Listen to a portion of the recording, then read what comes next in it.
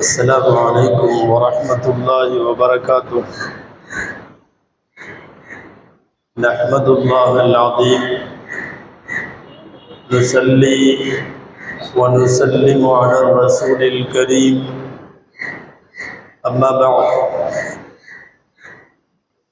فقد قال الله سبحانه وتعالى في كلامه القديم والفرقان الحميد: أعوذ بالله من الشيطان الرجيم. بسم الله الرحمن الرحيم. شهر رمضان الذي أنزل فيه القرآن هدى للناس وبينات من الهدى والفرقان. صدق الله العظيم. وقال رسول الله صلى الله عليه وسلم: والذي يتتعتع في القرآن فله أجران. صدق رسول الله صلى الله عليه وسلم. எல்லா புகழும் அல்லாஹ் ஜல்ல ஷானுஹு தஆலா ஒருவனுக்கே உரித்தாகும். அருமை நாயகம் முஹம்மது ரசூலுல்லாஹ் ஸல்லல்லாஹு அலைஹி வஸல்லம் அவர்களின் மீதும்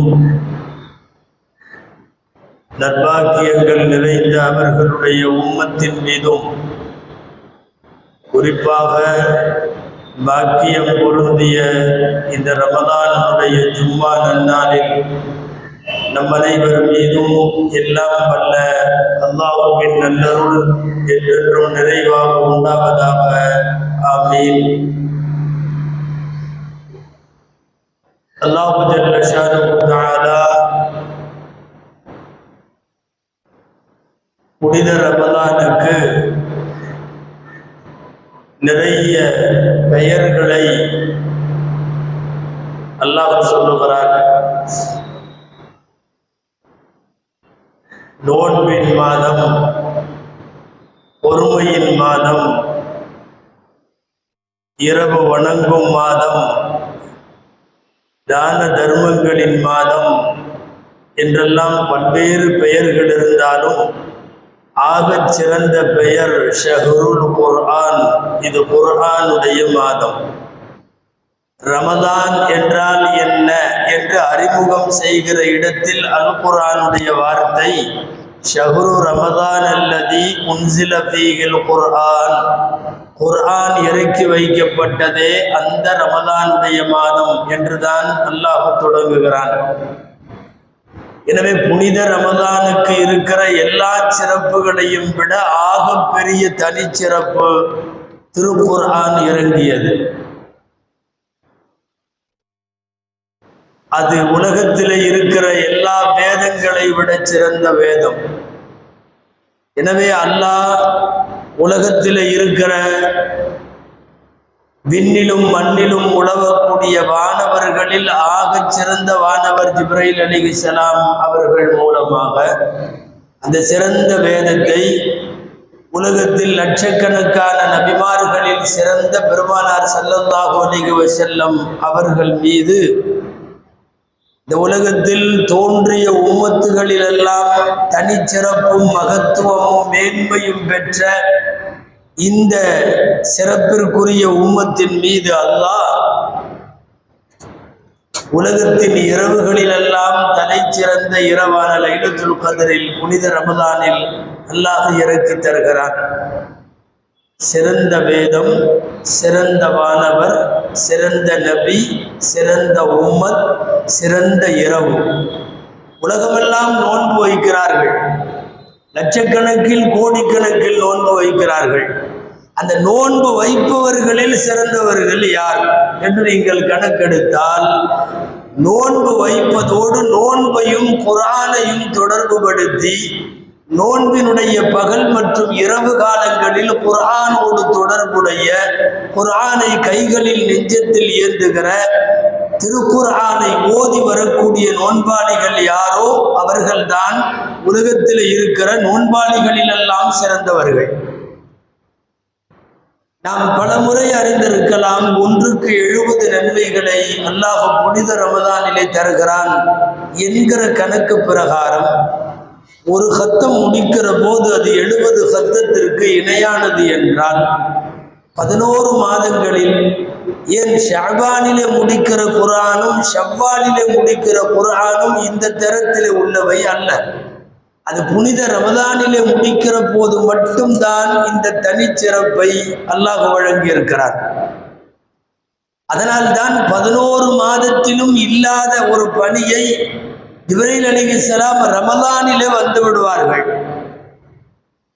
முழு குர்ஆனை அதுவரை இறங்கிய அத்தனை வசனங்களையும் ஜிப்ரீல் ஓதி நாயகம் கேட்பார்கள். அதற்கு பிறகு நபி ஸல்லல்லாஹு அலைஹி வஸல்லம் முழுமையாக ஓதி ஜிப்ரீல் அலைஹிஸ்ஸலாம் கேட்பார்கள். மாறி மாறி விண்ணகத்திலே இருந்து வருகிற மலக்குகளாலும் மண்ணிலே வாழும் மாநபி ஸல்லல்லாஹு அலைஹி வஸல்லம் அவர்களாலும் மீண்டும் மீண்டும் திருக்குர்ஆன் ஓதப்பட்டு பாராயணம் செய்யப்பட்டு திரும்ப திரும்ப பகிரப்படுகிற பாக்கியத்திற்குரிய பரக்கத்து நிறைந்த மாதமாக புனித ரமலான் குர்ஆனோடு தொடர்பிலே இருக்கிறது. அன்பானவர்களே, அல்லாஹு தஆலா அம்பியாக்கள் நபிமார்களுக்கு இந்த உலகத்தில் அவன் சில பணிகளை கொடுத்தான் என்று குர்ஆன் சொல்லுகிறது. இந்த பணிகள்ல முதல் பணியே என்ன தெரியுமா? யத்லு அலைஹிம் ஆயாத்திஹி. குர்ஆனில் நிறைய இடத்தில் வருகிறது. எந்த நபியாக இருந்தாலும் ஆயத்துகளை ஓத வேண்டும். ஓதுவது என்பது, ஓதி காட்டுதல் என்பது, ஓதுவதை செவிமடுப்பது என்பது அம்பியாக்களின் வேலை. பெருமானார் ஸல்லல்லாஹு அலைஹி வஸல்லம் ஓதினார்கள், ஓத கேட்டார்கள். நன்றாக ஓதும் சில சஹாபிகளை, காரிகளை அழைத்து நீங்கள் ஓதுங்கள், நான் கேட்கிறேன் என்று தலை குனிந்து காது தாழ்த்து செவிமடுத்து பெருமானார் ஸல்லல்லாஹு அலைஹி வஸல்லம் கேட்ட நிகழ்வுகள் ஹதீஸுகளிலே இருக்கிறது.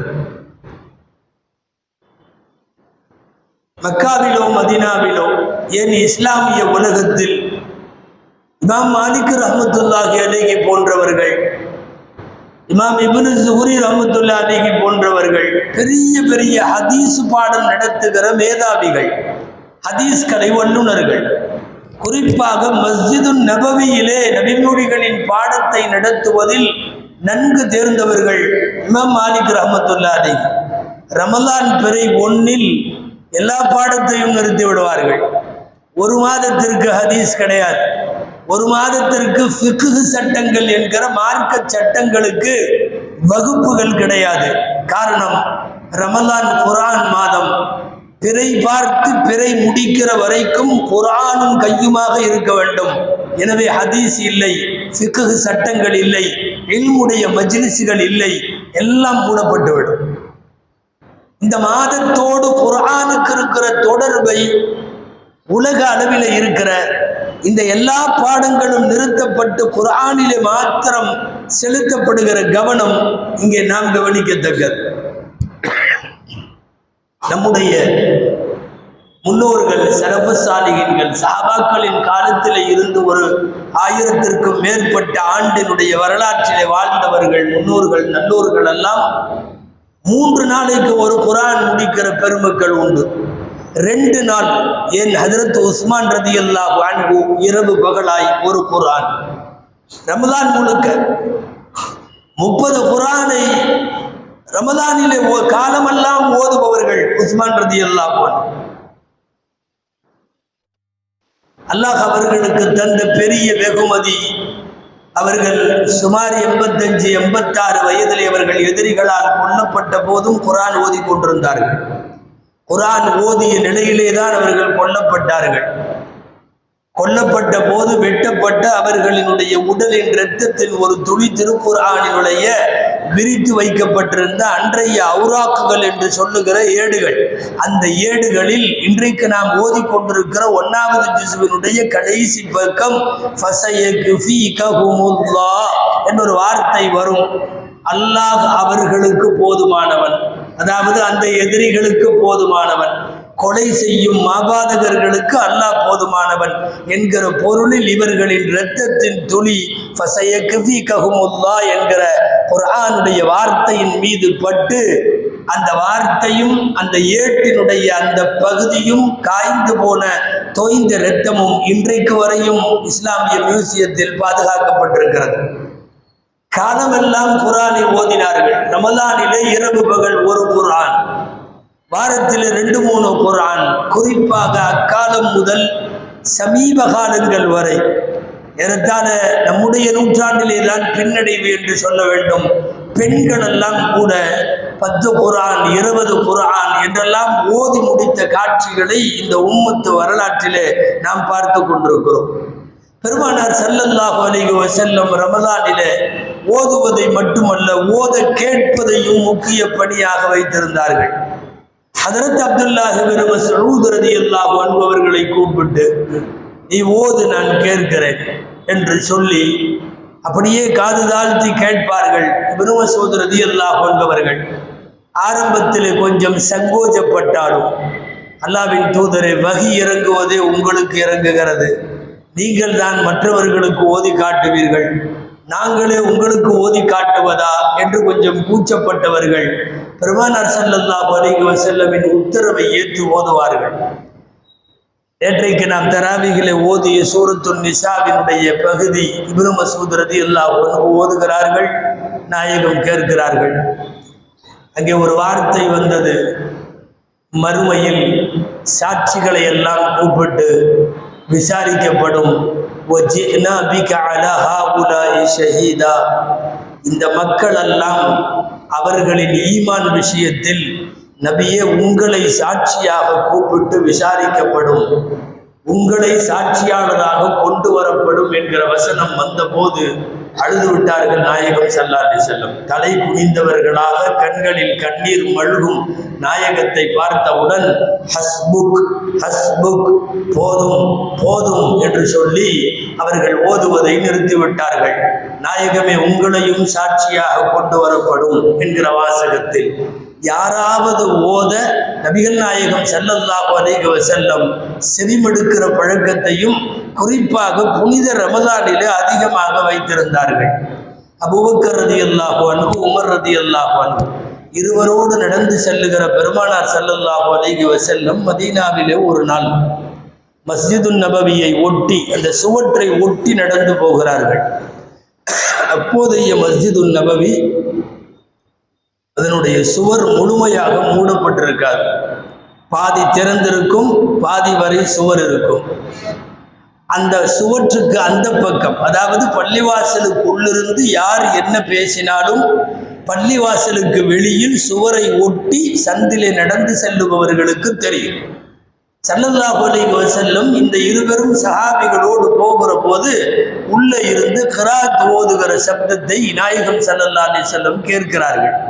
ரொம்ப அழகான கிராத், யாரோ ஓதுகிறார்கள். நின்று விட்டார்கள் நாயகம் ஸல்லல்லாஹு அலைஹி வஸல்லம். திறந்திருக்கிற அந்த வழியாக எட்டியும் பார்க்கிறார்கள், சப்தமும் கேட்கிறார்கள்.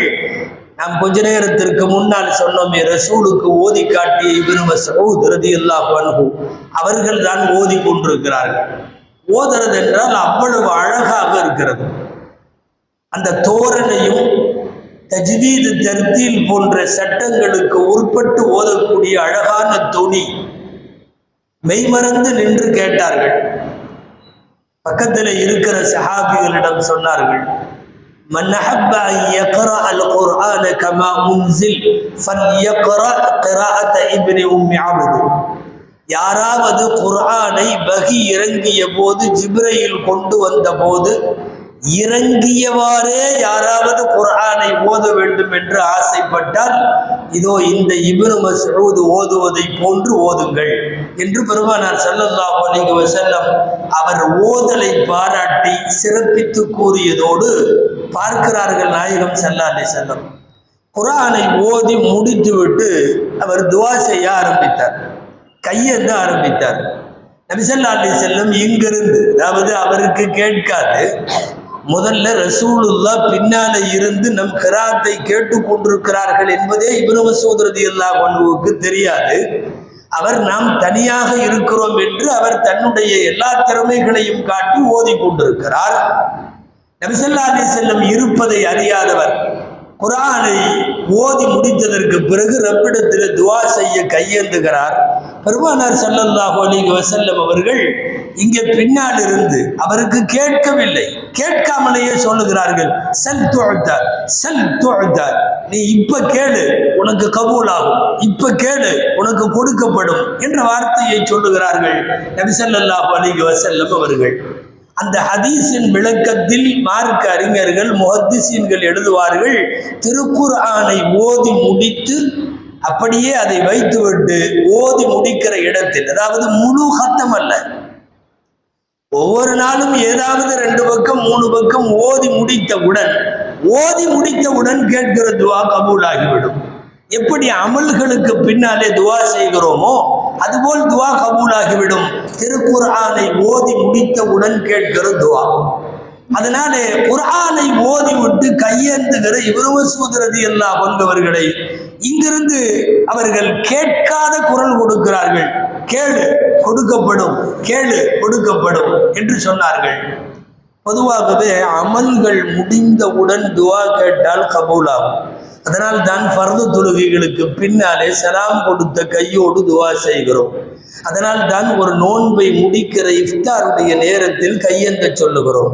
ஒரு அமல் நிறைவு பெறுமானால் அந்த அமலை முடிக்கிற இடத்தில் அல்லாஹ்விடத்தில் கையேந்தினால் அந்த அமலை முடித்து விட்டு கேட்கிற துஆ கபூல் ஆகிவிடும். இங்கே இப்னு மஸ்ஊத் ரலியல்லாஹு அன்ஹுவை பார்த்து நபி ஸல்லல்லாஹு அலைஹி வஸல்லம் சொல்லுகிறார்கள், நீ இப்ப கேளு, கேளு கொடுக்கப்படும் என்று சொல்லுகிறார்கள். அதிலும் குறிப்பாக ஒரு குர்ஆனை முழுமையாக முடித்துவிட்டு வெறுமனே துஆ செய்தல் ஹத்தமுல் குர்ஆன் என்பதல்ல, என்னென்ன தேவைகளோ எல்லாவற்றையும் குர்ஆனை முடிக்கிற போது கேட்க வேண்டும். இது புனித ரமலான் குர்ஆனுடைய மாதம் என்பதால் மாறி மாறி குர்ஆனை வலியுறுத்தப்படுகிறது. ஹஜ்ரத் அனஸ் ரலியல்லாஹு தஆலா அன்ஹு ஹத்தம் முடிப்பார்கள். புனித ரமலானில் மட்டுமல்ல மற்ற காலங்களில் ஹத்தம் முடித்து விட்டால் வீட்டில் உள்ளவர்களை, உறவினர்களை, குழந்தைகளை எல்லாம் கூப்பிட்டு வைத்து கொண்டு அவர்கள் துஆ செய்வார்கள். ஹதீஸில் இருக்கிறது, அவர்கள் எல்லாம் ஆமீன் சொல்லுவார்கள். ஹஜ்ரத் அனஸ் ரலியல்லாஹு அன்ஹு துஆ செய்வார்கள். ஹத்தமுல் குர்ஆன், குர்ஆனை முடிக்கிற நேரத்தில் கேட்கப்படுகிற துஆ கபூலாகும். குறிப்பாக மறுமையில் மனிதர்களாக நபிமார்கள் நல்லவர்கள் அல்லாமல் அல்லாஹ்விடத்தில் மனிதர்களுக்காக சிபாரிசு செய்யக்கூடிய பொருட்களில் குர்ஆனும் நோன்பும். அஸ்ஸியாமு வல் குர்ஆன் யுஷஃபிஆனி ஃபயுஷஃபஆனி, ரெண்டும் சிபாரிசு செய்யும், சிபாரிசு ஏற்கப்படும். நான் அவனுடைய பகல் காலங்களை பட்டினியாலும் தாகத்தாலும் வைத்தேன், எனவே அவனுக்கு கூடி கொடு என்று நோன்பு சொல்லும். அவனுடைய நேரங்களை எல்லாம் நான் குர்ஆனை ஓதுவதில் அவனை ஈடுபடுத்தினேன், அவனுக்கு கூடி கொடு என்று குர்ஆன் சொல்லும். மனிதர்களின் சிபாரிசுகள் கூட ஏற்கப்படுமா இல்லையா தெரியாது. உறுதியாக ஏற்கப்படுகிற நபிமார்களின் சிபாரிசை போல் குர்ஆனும் நோன்பும் மிக முக்கியமானது. அந்த ஓதலும் ஓத கேட்டலுக்குமான ஒரு புனிதமான மாதம் தான் ரமலானுடைய மாதம். புரிந்தாலும் புரியாவிட்டாலும் குர்ஆனை செவிமடுப்பது இபாதத், குர்ஆனை ஓதுவது இபாதத், குர்ஆனை பார்ப்பது இபாதத். இந்த உலகத்தில் குர்ஆனை ஓதத் தெரியாதவர்கள் கூட திறந்து பார்ப்பது இபாதத் ஆகும். யார் ஓதுவதை கேட்க விரும்பாதவர்கள் இந்த உலகத்தில் ஊரையெல்லாம் குர்ஆனை கேட்காதீர்கள் என்று சொல்லுவார்கள் காஃபிர்கள். பெருமானார் ஸல்லல்லாஹு அலைஹி வஸல்லமுக்கு எதிராக எடுத்த மிகப்பெரிய யுக்தி என்னன்னா, குர்ஆனை கேட்க விடாமல் தடுக்க வேண்டும். ஓரளவு நம்ம ஜெயிச்சிடலாம். முஹம்மது ஸல்லல்லாஹு அலைஹி வஸல்லமுடைய பிரச்சாரத்தை முறியடிக்க வேண்டுமானால் வேற வழியே இல்லை, குர்ஆனை கேட்கக்கூடாது. ஏன்னா கேட்டவனின் உள்ளத்தில் மாற்றம் உண்டாகும். கேட்டவனின் உள்ளத்தில் குர்ஆனின் வசனங்கள் ஊடுருவி பாயும். கேட்டவனை கண்டிப்பாக அதுவும் பொருள் தெரிந்தால் யோசிக்க வைக்கும். தெரியாதவனை கூட கண்ணீரில் அழ வைக்கும். குர்ஆனை கேட்காமல் பார்த்து கொள்ள வேண்டும். இதுதான் அவங்களுடைய பெரிய டார்கெட். குர்ஆனிலே அல்லாஹ் சொல்லுகிறான் அவங்க என்ன செஞ்சாங்கங்கிறத. وقال الذين كفروا لا تسمعوا لهذا القرآن والغوا فيه لعلكم تغلبون. மக்களே, குர்ஆனை கேட்காதீர்கள். லா தஸ்மஉ, கேட்காதீர்கள். அந்த குர்ஆன் எங்காவது ஒலிக்குமானால் பாராமுகமாக அதை புறக்கணித்து விடுங்கள், வீணாக்கி விடுங்கள். வல்கௌ ஃபீ லஅல்லக்கும் தக்லிபூன், அப்பதான் நீங்க ஜெயிக்க முடியும். குர்ஆனை கேட்டவன் அதிலே சரணடைந்து விடுவான். குர்ஆனை கேட்டவன் தன்னை அங்கே ஒப்படைத்து விடுவான். அதிலும் அரபு இலக்கியமும் பொருளும் தெரிந்த, அரபினுடைய கவித்துவத்தை இயற்கையாகவே பெற்ற அரபுகளை பொறுத்தவரை குர்ஆனுடைய வசனங்கள் ஓதப்படுமானால் மெய்மறந்து தன்னை அதிலே தோய்த்து கொள்வார்கள். ஊரையெல்லாம் ஓத கேட்க வேண்டாம், ஓத வேண்டாம், செவிமடுக்க வேண்டாம் என்று சொல்லிவிட்டு நள்ளிரவிலே அபூஜஹல் போன்றவர்கள் குர்ஆன் ஓதுகிற இடங்களுக்கு போய் கேட்டதாக பதிவு இருக்கிறது. நடுஜாமத்தில் போய் எங்காவது குர்ஆன் ஓதப்படுகிற சஹாபிகளின் வீட்டுக்கு வெளியே நின்று ஒரு திருட்டுத்தனமாக குர்ஆனை கேட்டிருக்கிறார்கள். அதில் ரொம்ப முக்கியமானவர்கள் 3 பேர். இஸ்லாத்திலே சேருவதற்கு முன்னால் அபூ சுஃபியான் ஒவ்வொரு இரவும் யாருக்கும் தெரியாமல் ஒரு போர்வையை மறைப்பதற்காக போர்த்தி கொண்டு போய் ஏதேனும் ஒரு வீட்டு வாசலிலே உட்கார்ந்து கொண்டு குர்ஆனை கேட்டவர் அபூ சுஃபியான். அபூ ஜஹல் கேட்டான். அஹ்னஸ் இப்னு ஷுரைக் என்கிற பின்னாலே இஸ்லாமிய பாக்கியத்தை பெற்ற சஹாபி அஹ்னஸ், அவர்கள் காஃபிராக இருந்த போது அபூ ஜஹலின் தோழர். அந்த அபூ ஜஹலின் தோழர் ஒரு சின்ன சந்து, ஒரு சின்ன பகுதி, அங்கு ஒரு வீட்டிலே குர்ஆன் சத்தமாக ஓதப்படுகிறது. ஒரு நபித்தோழரின் வீட்டில் தன்னை மறைத்து கொண்டு இரவு நேரத்தில் அஹ்னஸும் கேட்க வர, அதே சந்தில் கேட்பதற்கு அபூ ஜஹலும் வர, 2 பேருமே பகல் காலத்தில் குர்ஆனை கேட்காதீர்கள் என்று பிரச்சாரம் செய்பவர்கள். ஆனால் ஒரு இரவிலே 2 பேரும் ஒரு முட்டுச்சந்திலே இருட்டிலே சந்தித்துக் கொள்ளுகிற போது நீயுமா நீயுமா என்று இருவரும் கேட்டுக்கொண்டு நம்மோடு போகட்டும், வெளியில யாருக்கும் தெரிய வேண்டாம். அஹ்னஸ் கூட இருந்த அபூ ஜஹலின் நண்பர். பின்னாலே அவர் இஸ்லாத்திலே சேருகிற பாக்கியத்தை பின்னாட்களில் பெற்றார். அந்த அஹ்னஸ் அந்த நள்ளிரவில் குர்ஆன் ஓதப்படுகிற அந்த இருட்டான இரவிலே கேட்கிறார். அஹ்னஸ், இந்த குர்ஆனை பற்றி நீ என்ன நினைக்கிறாய் என்று அபூ ஜஹலிடம் கேட்கிறார். கூடவே கேள்வி நீண்டது. முஹம்மது எப்போதாவது பொய் சொல்லி இருக்கிறாரா? இந்த குர்ஆனை பற்றி நீ என்ன நினைக்கிறாய், நீ சொல் என்று சொல்லி அபூ ஜஹலிடத்தில் வல்லாஹி மா ஜரபனா அலைஹி கதிபா, ஒரு காலமும் முஹம்மது பொய் சொன்னதில்லை. அவர் மீண்டும் கேட்கிறார். அஹ்னஸ் கேட்கிறார், இந்த இடத்தில் அல்லாஹுவை தவிர நீயும் நானும் தவிர யாரும் இல்லை, உண்மையை சொல், இந்த குர்ஆன் மனித வார்த்தையா என்று கேட்கிறார். இல்லை என்று அபூ ஜஹல் ஒத்துக்கொண்டதை பல்லாண்டுகளுக்கு பின்னாலே தான் இஸ்லாத்திலே சேர்ந்த போது அபூ ஜஹலுக்கும் அஹ்னஸுக்கும் இடையிலே அந்த சந்தில் நடந்த உரையாடலை பதிவு செய்திருக்கிறார்கள். எதிரிகள் கூட நம் காதிலே விழ வேண்டும் என்று கேட்க ஆசைப்பட்டது திருக்குர்ஆன். அன்பிற்குரியவர்களே, வருடம் முழுவதும் குர்ஆனோடு முஃமின் தொடர்பில் இருக்க வேண்டும். குறிப்பாக புனித ரமலான். வேற ஒன்றும் தேவையில்லை. உலகத்தில் நாம் செலவழிக்கிற எக்கச்சக்கமான மருத்துவர்கள், எக்கச்சக்கமான மனோநல வல்லுநர்கள், எக்கச்சக்கமான கவுன்சிலிங்கள், திருக்குர்ஆனை கையோடு வைத்திருப்பவர்களுக்கு, குர்ஆனோடு தொடர்புள்ளவர்களுக்கு வேறு எதுவும் தேவையில்லை. திருக்குர்ஆன் அத்தனை வாக்குறுதியை தருகிறது. வறுமையை ஒழிப்பதற்கு சூரத்துல் வாக்கியாவை விட மிஞ்சி எந்த பொருளாதார திட்டமும் வறுமை ஒழிக்காது. குடும்பத்தில் வறுமை ஒழிய வேண்டும். நம் குடும்பத்தினுடைய வருங்கால தலைமுறைக்கும் வறுமை வரக்கூடாது. அல் குர்ஆன் சொல்லுகிறது, சூரத்துல் வாக்கியாவை ஓது. மரணிக்கிற பயம் உள்ள எல்லாருக்கும் கபருடைய பயம் இருக்கும். சூரத்துல் முல்க் என்று சொல்லக்கூடிய தபாரக்கல்லதி 30 வசனம் தொடர்ந்து ஓதுவோருக்கு கபரின் வேதனை கிடையாது என்பது திருக்குர்ஆனில் இருக்கிற அந்த சூறாவினுடைய அகமியம். எந்த பலா முசீபத்தானாலும் ஒரு வீட்டில் ஓட ஓட விரட்டுவதற்கு சூரத்துல் பக்ரா. அதாவது குர்ஆனுக்குள்ள எல்லாம் இருக்கிறது. ஒரு வறுமை ஒழிக்கப்பட வேண்டுமானாலும் ஒரு முசீபத், ஆனால் இதற்கு நாம் பல லட்சங்களில் கோடிகளில் செலவழித்துக் கொண்டிருக்கிறோம். இந்த நிம்மதிக்காக, நம்முடைய பிரச்சனைகளின் தீர்வுகளுக்காக திருக்குர்ஆனை ஓதுதல் என்பதே எல்லாவற்றிற்குமான தீர்வு.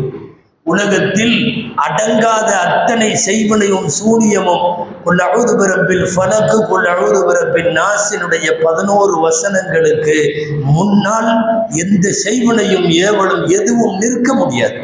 எந்த முசீபத்தும் நிற்க முடியாது. 11 தடவை 11 வசனங்களை 2 முஅவ்விதத்தை என்று சொல்லுகிற குர்ஆனின் இறுதி சூறாக்களை ஓதிவிட்டு படுப்பவன் மீது எந்த முசீபத்தும் ஏறாது என்பது குர்ஆனுடைய குர்ஆன் நமக்கு தரக்கூடிய அருமருந்துகள். வாக்கியா சூரா மட்டுமல்ல, தபாரக்கல்லதி சூரத்துல் முல்க் மட்டுமல்ல, சூரத்துல் பக்ரா மட்டுமல்ல, குல் அஊது பிரப்பில் ஃபலக் நாஸ் மட்டுமல்ல, உயிரோடு உள்ளவர்களுக்கும் இல்லாதவர்களுக்கும் நாம் ஓதுகிற சூரத்து யாசீன். திருக்குர்ஆனில் அத்தனையும் அல்லாஹ் மனித வாழ்வில் நாம் சந்திக்கிற பிரச்சனைகளை எல்லாம் இறைவனின் வசனங்களின் மூலமாகவே நீக்கிவிட முடியும் என்று அல்லாஹ் வைத்திருக்கிறார் இந்த உலகத்தில். எனவே எந்தெந்த வீடுகளிலெல்லாம் யாசீன் ஓதப்படுமோ, பக்ரா ஓதப்படுமோ, சூரத்துல் முல்க் ஓதப்படுமோ, வாக்கியா ஓதப்படுமோ, கடைசி 2 சூரா குல் அஊது பிரப்பில் ஃபலக் நாஸ் ஓதப்படுமோ, வெளியிலே செலவழிக்கிற பல்லாயிரம் ரூபாய்கள் மிச்சம். நிச்சயமாய் திருக்குர்ஆன் அப்படிப்பட்ட பாக்கியத்தை உள்ளடக்கியது. உலகத்தில் அல்லாஹ்வை எப்படியெல்லாம் திக்ர் செய்வார்கள். உலகத்தில் ஆகச் சிறந்த திக்ர் என்பது திலாவத்துல் குர்ஆன். யாராவது ஒருவர் நீண்ட நேரம் திக்ர் செய்கிறார், சுப்ஹானல்லாஹ் அல்ஹம்துலில்லாஹ் ஏதாவது லா இலாஹ என்னமோ திக்ர் செய்கிறார். திக்ர் செய்துவிட்டு துஆ செய்துவிட்டு மூடுகிறார். ஒருவர் திருக்குர்ஆனை ஓதினார். அவர் துஆ செய்யவில்லை, ஓதி முடித்து விட்டு கிளம்பி விட்டார். துஆ கண்டிப்பாக கபூல் ஆகிற நேரம், ஆனால் ஓதவில்லை. சில ஹதீசுகளில் வருகிறது, திக்ரின் மஜ்லிஸ்களில் கேட்டு பெறுகிற துஆக்களின் பலன்களை 2 மடங்கு கேட்காமல் ஆனால் குர்ஆன் ஓதியவருக்கு தருவான் என்று வருகிறது ஹதீசுகளில். அந்த அடிப்படையில் குர்ஆனும் கையுமாகவே இந்த உம்மத்து கழிக்க வேண்டிய ஒரு பொன்னான மாதம். நாம் இப்போதுதான் முதல் வாரத்தில் இருக்கிறோம். முந்திய 10 குர்ஆன் கொஞ்சம் நன்றாக ஓத வேண்டும், 2வது 10 வேகம் எடுக்க வேண்டும், 3வது 10 எவ்வளவு முடியுமோ அவ்வளவு நம்முடைய சக்திக்கு உட்பட்டு குர்ஆனை ஓத வேண்டும். இந்த மாதத்திற்கு நான் ஏதாவது செய்ய வேண்டும் என்று நீங்கள் விரும்பினால், இந்த மாதத்தை கண்ணியப்படுத்த குர்ஆனை கையில் எடுங்கள், குர்ஆனை ஓதுங்கள். அல்லாஹ் எல்லா விதமான கைரு பரக்கத்துகளையும் தருவான். அல்லாஹ் ஜல்ல ஷானஹு தஆலா குர்ஆனுடைய இந்த மாதத்தை குர்ஆனால் கண்ணியப்படுத்தி குர்ஆனால் இம்மையிலும் மறுமையிலும் உயர்வு பெற்ற மேன்மக்கள் கூட்டத்தில் அல்லாஹ் நம் அனைவர்களையும் சேர்ப்பானாக. ஆமீன். வ ஆகிரு தஅவானா அல்ஹம்துலில்லாஹி ரப்பில் ஆலமீன். இதற்குரியவர்களே, புனித ரமதானில் எல்லாரும் பன்மடங்கு நன்மை என்பதால் ஜகாத்து தொகைகளை வழங்குகிற நேரம். நம்முடைய இங்கு நடைபெறுகிற மதரசாவில் சுமார் 200 மாணவர்கள், அவர்களுக்கான ஆண்டு செலவு பல லட்சங்களிலே கடந்து கொண்டிருக்கிறது. கடுமையான பற்றாக்குறை வருஷத்தினுடைய கடைசிகளில் ஏற்படுவதுண்டு. நீங்கள் வழங்கக்கூடிய ஜகாத்து சதகா நன்கொடைகளில் தான் அது நடக்கிறது. பல நல்ல உள்ளங்கள் ஒரு மாணவருக்கு ரூபாய் 60,000 என்கிற அடிப்படையிலே நிறைய பேர் இந்த மஹல்லாவிலே சில பேர் வழங்குகிறார்கள். தொடர்ந்து அந்த தொகைகளை உங்களிடமிருந்து எதிர்பார்ப்பதல்ல, உங்களால் முடிந்த அளவு ஜகாத், சதகா, ஹிபா, ஹதியா, நன்கொடை எதுவாக இருந்தாலும் அதை பெறுவதற்கான முதல் தகுதியிலே மதரசாக்கள் இருக்கிறது. எனவே உங்களுடைய உயர்ந்த நன்கொடைகளை மிகச் சரியாக செலவழிக்கும் எண்ணம் உள்ளவர்கள் மதரசாவிற்காக நிதி உதவி செய்யுமாறு அன்போடு கேட்டுக்கொள்கிறோம். கடந்த வாரத்திலேயும் நினைவூட்டப்பட்டது போல பள்ளிவாசலில்